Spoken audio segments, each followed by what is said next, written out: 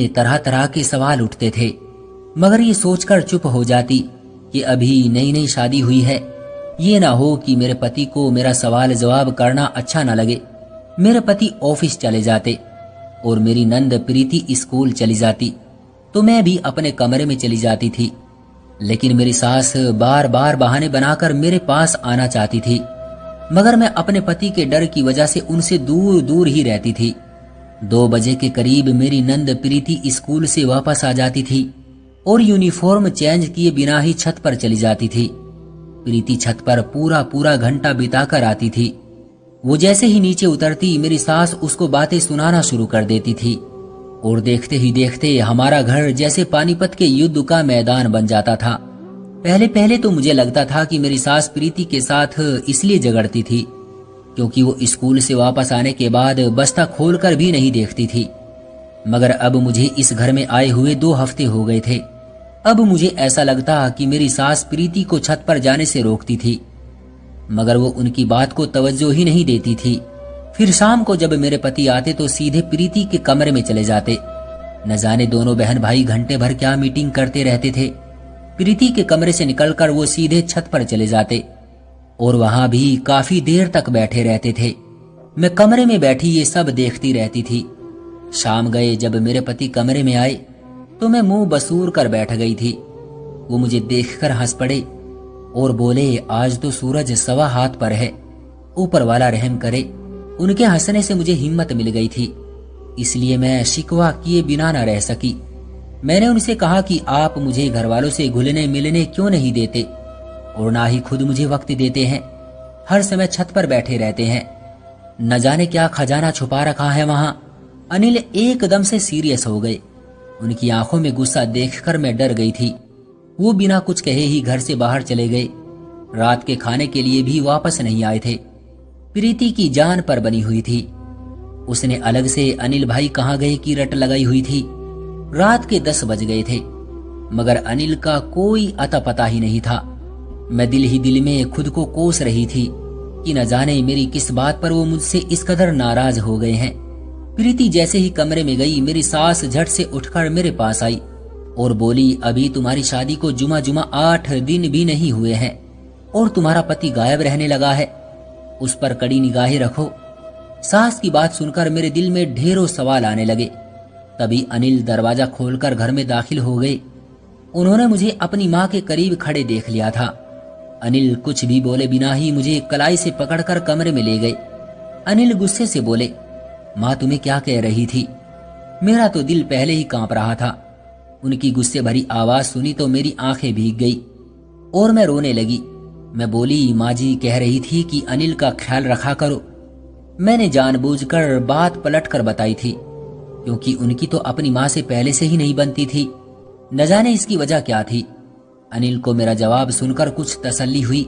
फिर अनिल बहुत ही आहिस्ता से बोले, देखो बात यह है कि मैंने छत पर अलग अलग तरह की नस्ल के तोते पाले हुए हैं। इस मौसम में तोतियां अंडों पर बैठकर बच्चे निकालती हैं। इस तरह उनकी नस्ल बढ़ जाती है। लेकिन अगर तोते किसी अजनबी आदमी को अपने पिंजरे के पास देख ले तो उनको खतरा महसूस होता है। फिर वो अंडों से बच्चे नहीं निकालते, वो अपने अंडे खुद ही तोड़ देते हैं। तुम अभी उनके लिए अजनबी हो, इसलिए मना करता हूँ। अनिल की बात सुनकर मेरा दिल हल्का हो गया था। मैं बोली, परिंदे तो मुझे भी बहुत पसंद हैं। मैं आपके तोतों का ख्याल रखूंगी। प्रीति भी तो ख्याल रखती है। अनिल हंसकर बोले, मेरे तोते प्रीति को जानते हैं। मैंने उसकी ड्यूटी लगा रखी है कि वो मुझे तोतों की रिपोर्ट दिया करे, किस जोड़े ने अंडे दे दिए हैं और किसने अभी बच्चे निकाले हैं। मैं सारी बात समझ गई थी। फिर मैं बोली, आप मुझे माँ जी के पास बैठने से मना क्यों करते हैं? वो बोले, क्योंकि माँ तुम्हें नुकसान पहुंचा सकती है। उनका मानसिक संतुलन कुछ बिगड़ा हुआ है। क्या तुम नहीं देखती कि वो हर वक्त लड़ती झगड़ती रहती है? मैंने हाँ में सर हिला दिया। अनिल के जवाब से मेरे दिल को कुछ सुकून मिला। मैं अपने आप को बहुत ही हल्की फुल्की सी महसूस कर रही थी।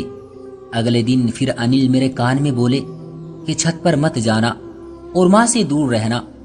लेकिन मैंने दिल ही दिल में सोच लिया था कि मैं अनिल से छुपकर माँ जी का ख्याल रखूंगी। बीमारी में क्या माँ बाप औलाद को छोड़ देते हैं? अनिल और प्रीति तो अपनी माँ से गैरों जैसा सुलूक करते थे, मगर मैं तो ऐसा नहीं कर सकती थी ना।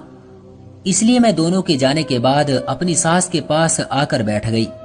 मैंने कहा, माँ जी, मैं आपके सर में तेल लगाकर मालिश कर दूं? उन्होंने जल्दी जल्दी हाँ में सर हिलाया कि कहीं मैं बाद में मुकर न जाऊं। मैं उनके सर में तेल लगाते हुए इधर उधर की बातें कर रही थी, जबकि मेरी सास बार बार मुझसे जिद कर रही थी कि तुम छत पर जाकर वहां की सफाई कर दो। मैं बोली, माँ जी, अनिल ने मुझे छत पर जाने से मना किया है। वो बोली, हम दोनों घर में अकेले हैं, ना तुम अनिल को बताओगी और ना ही मैं बताऊंगी, फिर डर किस बात का। मैंने सोचा कि अगर मैंने अपनी सास को मना कर दिया तो वो नाराज ना हो जाए। वो कहेगी कि पहली बार किसी काम को कहा है और वो भी बहू ने मुंह पर ही मना कर दिया। वैसे भी मुझे तोते देखने का बहुत शौक था, लेकिन मेरी बदकिस्मती ये थी कि मैं जैसे ही झाड़ू लेकर सीढ़ियां चढ़ने लगी, प्रीति अचानक ही गेट खोलकर घर में दाखिल हो चुकी थी और वो भागते हुए मेरे पीछे आई और उसने मुझे कलाई से पकड़कर नीचे की तरफ खींच लिया और बोली, आपको भाई ने छत पर जाने से मना किया था ना, मगर आपने उनकी बात नहीं मानी। मैं अभी भाई को फोन करके बताती हूँ। मैं डर के मारे कांपने लगी। फिर मैंने प्रीति के आगे हाथ जोड़ दिए कि तुम अनिल को कुछ मत बताना, मगर उसने मेरी एक न सुनी और फोन मिलाकर अनिल से बोली, मैंने भाभी को छत पर जाते हुए रंगे हाथों पकड़ लिया है। ये तो अच्छा हुआ कि आज हाफ डे था और आज स्कूल से आधी छुट्टी हो गई, वरना सोचे क्या हो जाता। मैं अपनी अक्ल पर मातम करने लगी थी कि मैंने ये बात नजरअंदाज क्यों कर दी कि आज तो आधी छुट्टी थी। प्रीति ने मुझे फोन पकड़ा दिया और बोली, भाई आपसे बात करना चाहते हैं। मैंने फोन कान से लगाकर हेलो किया तो अनिल की गुस्से से भरी आवाज सुनाई दी। वो बोले, आज मैं इसको तुम्हारी पहली और आखिरी गलती समझकर माफ कर रहा हूं, लेकिन अगर एक बार भी तुमने ये हरकत दोबारा करने की कोशिश की तो मैं कुछ भी सोचे समझे बिना ही तुम्हें घर से निकाल दूंगा। मुझे अनिल से इस तरह की उम्मीद नहीं थी। मैं अपने कमरे में जाकर रोने लगी थी। शाम हुई तो अनिल ऑफिस से लौट आए थे। वो रोज की तरह प्रीति के कमरे में चले गए और फिर छत पर चले गए। मैं कमरे में बैठी डर की वजह से कांप रही थी कि अब न जाने वो मेरे साथ क्या करेगा। लेकिन जब वो कमरे में आए तो बहुत ही प्यार से बोले, क्या बात है, आज अंधेरा करके क्यों बैठी हो?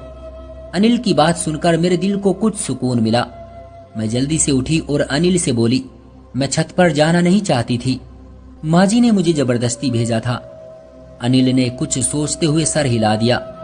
वो बोले, इसलिए तो मैं तुम्हें माँ के पास बैठने से मना करता हूँ, क्योंकि वो हम दोनों को बसने ही नहीं देना चाहती। मैं हैरत में डूब गई थी। आखिर वो कैसी माँ थी जो बेटे का घर उजाड़ना चाहती थी।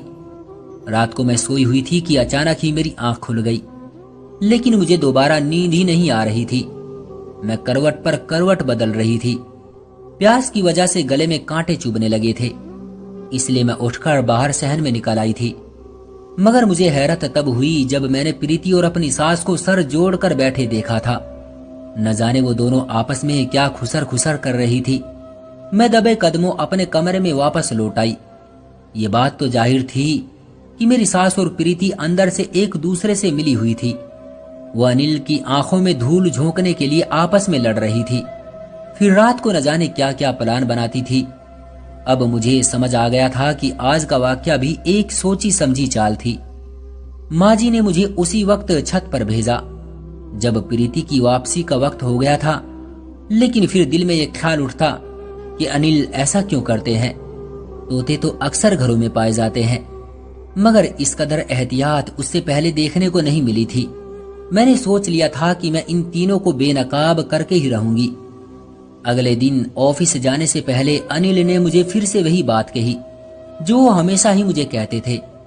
अनिल और प्रीति के जाने के बाद मैं भी अपने कमरे में चली गई थी। मेरी सास मुझे बार बार आवाज देती जा रही थी। वो कभी कहती कि आकर मेरी टांगे दबा दो, तो कभी कहती कि सर में तेल डाल दो। दिल चाहता था कि उनकी बात मान लूं, मगर दिल दिमाग बार बार मना ही कर रहे थे। इसलिए मैं दिल दिमाग की जंग में फंसी रही, मगर कमरे से बाहर न निकली। दोपहर 2 बजे के करीब प्रीति घर आई थी। वो सीधा मेरे कमरे में ही आई थी। वो बोली, भाभी, मैंने महसूस किया है कि कल के झगड़े के बाद आप मुझसे नाराज सी हो। मैं मुंह बसोड़ कर बोली, क्या नाराज नहीं होना चाहिए? प्रीति मेरे पास आकर बेड पर बैठ गई और बोली, अगर मैं आपकी जगह होती तो मैं भी नाराज हो ही जाती, मगर आप खुद को मेरी जगह रखकर देखोगी तो आपकी नाराजगी खत्म हो जाएगी। मैं बिन बाप की बच्ची हूँ, माँ का भी मानसिक संतुलन बिगड़ा हुआ है। अब अनिल भाई ही हैं जो मेरे लिए माँ और बाप दोनों बन गए हैं। अब उन्होंने मुझे एक काम सौंपा है और वो है उनके तोतों की देखभाल करना। क्या मैं उनके लिए इतना भी नहीं कर सकती? फिर मुझे ये भी डर था कि अगर अनिल भाई नाराज हो गए तो मैं कहीं की भी नहीं रहूंगी। अब आप अपना गुस्सा थूक दें और मेरे साथ दोस्ती कर लें। देखो मैं आपके लिए स्कूल से क्या लाई हूँ, शकरगंदी की खट्टी मीठी चाट। इतना कहकर प्रीति किचन में चली गई। जब वो वापस आई तो उसने अपने हाथों में 2 प्लेटें पकड़ी हुई थी जिनमें चाट थी। मेरे मुंह में एकदम से पानी भर आया।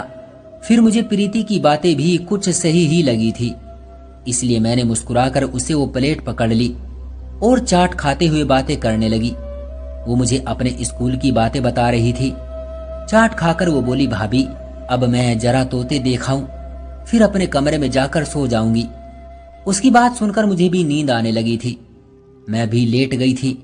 फिर कुछ पता ही ना चला कि मुझे कब नींद आ गई। शाम गई, मेरी आंखें खुली तो आंखों के आगे अंधेरा ही अंधेरा था। जी चाहता था कि मैं फिर से सो जाऊं, मगर हिम्मत करके उठ बैठी।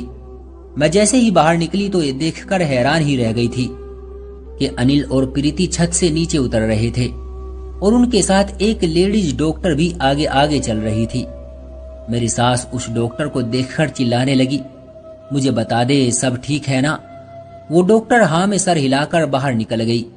मैं जल्दी से बेड पर आकर लेट गई और सोने का ड्रामा करने लगी। डॉक्टर को बाहर छोड़ने के बाद अनिल दबे कदमों से कमरे में आए और मुझे सोता देखकर फिर से बाहर निकल गई। मैं हैरान थी कि मैं तो इस टाइम कभी भी नहीं सोती थी, आज यूं अचानक कैसे सो गई। लेकिन इस बारे में मैंने ज्यादा ध्यान नहीं दिया था। मैं तो बस यही सोच रही थी कि वो डॉक्टर छत पर क्या करने गई थी। क्या तोतों के भी डॉक्टर्स होते हैं? ये सब बातें मुझे बहुत परेशान कर रही थी। अब मुझे अपनी सास की बातें समझ आने लगी थी। शायद वो मुझे ऊपर इसलिए भेजना चाहती थी कि वहां कोई राज मेरा इंतजार कर रहा था जो अनिल मुझसे छुपाना चाह रहे थे। लेकिन मैं अनिल की नाराजगी मोल लेकर कोई भी राज नहीं जानना चाहती थी, क्योंकि मुझे अपने पति से बहुत मोहब्बत थी। आधा घंटा मैं इसी तरह पड़ी रही थी। फिर जब मैं बाहर निकली तो प्रीति से सबसे पहले मैंने पूछा कि अनिल कहाँ है। उसने आंखों में हैरत भरकर मुझे देखा और घबरा कर बोली, भाभी इस टाइम अनिल भाई कहाँ होते हैं? अपने ऑफिस ना, आज भी वो वहीं पर ही होंगे। प्रीति मुझसे न जाने क्यों झूठ बोल रही थी। फिर मैंने सोचा कि अनिल अभी थोड़ी देर बाद ही घर आ जाएंगे, मगर अनिल हमेशा की तरह 6 बजे के बाद ही घर लौटे थे। मैं उनको देखकर बोली, अनिल आप कहाँ रह गए थे? उन्होंने मुझे ऐसी नजरों से देखा जैसे मैंने कोई गलत सवाल पूछ लिया हो। वो बोले, मैं तो ऑफिस से इसी वक्त लौटता हूँ, तुम ऐसा क्यों पूछ रही हो? मैंने नहीं में सर हिलाकर कहा कि कुछ नहीं। मैं चाहती थी कि सबके सामने ही छत पर जाकर राज पता कर लूं, मगर फिर अनिल का प्यार और उनके गुस्से का डर मुझे ये सब करने से रोक रहा था। अब यूं ही दिन गुजर रहे थे, लेकिन मेरा शक बढ़ता ही जा रहा था। यूं ही मैं एक दिन सहन में बैठी बाल संवार रही थी कि मुझे किसी की चीख की आवाज सुनाई दी। मैंने अपनी सास की तरफ देखा और उन्होंने मेरी तरफ देखा। फिर चीखों की आवाज बढ़ती ही चली जा रही थी। ये आवाज छत से आ रही थी। मेरी सास के घुटनों में दर्द रहता था। वो सीढ़ियां नहीं चढ़ सकती थी, लेकिन ये आवाज सुनकर वो अपना दुख दर्द सब कुछ ही भूल बैठी थी और छत पर चढ़ने की कोशिश करने लगी थी। अभी उन्होंने 2 सीढ़ियां ही चढ़ी थी कि उनके घुटनों ने जवाब दे दिया। मैं सब परेशान होकर खड़ी देखती रही और यही सोच रही थी कि क्या करूं। तभी मेरी सास ने अचानक मेरे पांव पकड़ लिए और रोते हुए बोली, जाओ छत पर चली जाओ, उसे जाकर बचा लो, तुम्हें ऊपर वाले का वास्ता है। चीखों की आवाज भी बढ़ती जा रही थी। कुछ भी सोचे समझे बिना ही ऊपर की तरफ भाग गई। ये देखकर मैं बहुत हैरान थी कि ऊपर तो कोई पिंजरा था ही नहीं, बस सामने एक कमरा बना हुआ था जिसे बाहर से कुंडी लगाई हुई थी। और ये आवाज उसी कमरे से आ रही थी। मैंने जल्दी से दरवाजा खोला तो ऊपर किसी तोते का नामो निशान ही नहीं था। वहां तो एक लड़की पेट पकड़कर रो रही थी। मैं भागकर उस लड़की के पास गई और उसे दिलासा दी कि तुम फिक्र ना करो, मैं अभी डॉक्टर को बुला कर लाती हूँ। मैं भागकर नीचे गई और अपनी सास को ये सब बताया, मगर मेरी बात सुनकर वो हैरान नहीं हुई थी। वो बोली, मैंने डॉक्टर को फोन कर दिया है, वो बस पहुंचने ही वाली है। मेरी सास ने मुझे फिर ऊपर भेज दिया। मैं उस लड़की को दिलासा देती रही। थोड़ी देर बाद डॉक्टर भी आ गई और उसने मुझे कमरे से बाहर भेज दिया।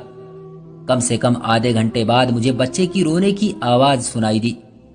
डॉक्टर बोला, बेटा हुआ है। फिर मैं उस बच्चे को लेकर नीचे आ गई। इतनी देर में प्रीति भी स्कूल से लौट आई। वो बच्चे को देखकर हैरान रह गई। मैंने कहा, देखो तुम्हारे भाई की तोती ने अंडे से बच्चा निकाल दिया है। प्रीति का चेहरा लाल पड़ गया। वो जल्दी से कमरे की तरफ भागी और अनिल को फोन करके उन्हें घर आने को कहने लगी। वो जब घर लौटे तो बड़े बौखलाए हुए थे। मैं उन्हें बच्चा दिखाकर बोली, किस पर गया है ये? वो मुझे नजरअंदाज करके ऊपर चले गए। फिर प्रीति और अनिल दोनों उस लड़की को लेकर नीचे ले आए। मैं खुद को उस घर में अजनबी सा महसूस कर रही थी। मुझे कोई राज में शामिल ही नहीं करता था। मुझे लगा कि शायद ये लड़की अनिल की पत्नी है, इसलिए तो अनिल उसे मुझसे छुपा छुपा कर रखते थे। मैंने फैसला कर लिया था कि मैं ये घर छोड़कर चली जाऊंगी। मैं कमरे में आकर अपना सामान पैक कर रही थी जब अनिल कमरे में आए और मुझे देखते रहे। फिर बोले, ये क्या कर रही हो तुम? मैंने कहा, मैं आपका घर छोड़कर जा रही हूँ। अनिल बोले, मुझसे ऐसी कौन सी गलती हो गई है जो तुम मुझे छोड़कर जा रही हो? मैंने कहा, ऊपर वाले ने आपको चांद सा बेटा दिया है, आपको और क्या चाहिए? मेरी तो आपको पहले भी परवाह नहीं थी। ऑफिस से आकर आप प्रीति के पास बैठ जाते थे, फिर आप छत पर चले जाते थे। मैं तो आपकी जिंदगी में कुछ हूं ही नहीं। अनिल ने मेरे सामने से कपड़ों वाला बैग उठा लिया और मेरा हाथ थामकर मुझे अपने सामने बैठा लिया। फिर बोले, मेरी बात को बहुत ही ध्यान से सुनना। तुम जानती हो कि ये लड़की जो छत पर रहती है ये मेरी सगी बहन है। ये जब 16 साल की हुई तो न जाने किस दरिंदे की बातों में आ गई। उस लड़के ने छुपकर इससे शादी कर ली और ये प्रेग्नेंट हो गई। माँ ने ये बात मुझसे छुपा ली थी, लेकिन मुझे उसके बढ़ते पेट से अंदाजा हो गया था कि कुछ न कुछ तो गड़बड़ जरूर है। मैंने उससे पूछा, वो छोटी थी तो डर गई और सब कुछ मुझे बताने के लिए तैयार हो गई। सच सुनकर मैं तो कांप कर रह गया था। जब मैंने उससे और बातें पूछने की कोशिश की तो वो रोने लगी थी। उसने मुझे अपने पति का नाम नहीं बताया था। फिर मोहल्ले वाले को हम क्या बताते कि ये किसका बच्चा है? मेरी मासूम बहन बदनाम होकर रह जाती और हम भी किसी को मुंह दिखाने के लायक न रहते। इसलिए मैंने उसको कहा कि वो छत पर ही रहे। वो इस बात पर तैयार हो गई थी, लेकिन माँ को लगता था कि मैंने और प्रीति ने उसको उसके जुर्म की सजा देने के लिए उसे छत पर कैद किया हुआ है। माँ घुटनों की वजह से छत पर नहीं जा सकती थी, इसलिए हर समय मुझसे और प्रीति से झगड़ती रहती थी कि मेरी बेटी को नीचे ले आओ। जहां तक तुम्हारी बात है तो मैंने तुम्हें इसलिए नहीं बताया क्योंकि अभी तो तुम हमारे घर में नई नई आई थी।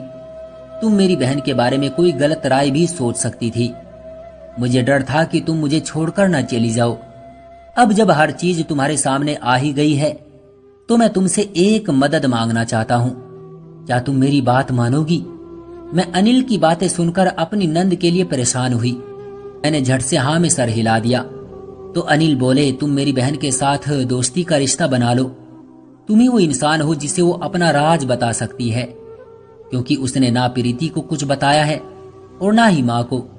मैंने अनिल से वादा किया था कि मैं उससे पूछकर ही रहूंगी। अब मैं हर समय अपनी नंद के साथ साथ रहती थी। मैं उसके बच्चे का बहुत ख्याल रखती थी। मैंने एक दिन उससे कहा कि ये बच्चा कितना बदनसीब है ना, इसे तो बाप का भी प्यार नहीं मिला। वो ये बात सुनकर फूट फूट कर रोने लगी। फिर बोली, भाभी इस बच्चे का बाप रमेश है, मेरा बचपन का मंगेतर। न जाने हमें क्या सूझी कि हमने जोश जोश में घर वालों से छुपकर शादी कर ली थी। जब मैं प्रेग्नेंट हुई तो वो डर गया और पीछे हट गया क्योंकि वो तो खुद अभी कॉलेज का स्टूडेंट था। वो घर वालों को ये सब नहीं बताना चाहता था। नंद के मुंह से उसके पति का नाम सुनकर मेरे सर से तो जैसे बोझ ही उतर गया। मामला तो बहुत ही सीधा था। हम बिना वजह ही घबरा रहे थे, क्योंकि जो इसके बच्चे का पिता था उसके साथ तो इसका बचपन से ही रिश्ता तय हो चुका था। मैंने अनिल से बात की तो उन्होंने भी सुकून का सांस लिया। फिर तो सारा मामला ही सुलझ गया। अगले दिन अनिल रमेश के घर गए और रमेश के मम्मी पापा से बात की। उन्हें भी सारी बात बता दी। शुक्र है कि रमेश के माँ बाप ने अपने बेटे की गलती को स्वीकार किया और शर्मिंदगी भरे लहजे में बोले कि आप चिंता ना करें, कुछ सालों बाद भी तो हमें तुम्हारी बहन को बहू बनाकर ले ही आना है, तो आज क्यों नहीं। इस तरह मेरी नंद एक बच्चे के साथ अपने घर से विदा होकर अपने ससुराल चली गई थी और हमारे घर में एक बार फिर से खुशियां लौट आई थी। तो दोस्तों, ये थी हमारी आज की कहानी। आपका क्या कहना है इस कहानी के बारे में? कमेंट करके हमें जरूर बताएं। वीडियो को लाइक करके चैनल को सब्सक्राइब कर लीजिए। साथ में घंटी को दबाकर ऑल पर कर लें, ताकि आने वाली वीडियो का नोटिफिकेशन आपको तुरंत मिले। मैं मिलता हूं आपसे अगली वीडियो में। तब तक के लिए धन्यवाद।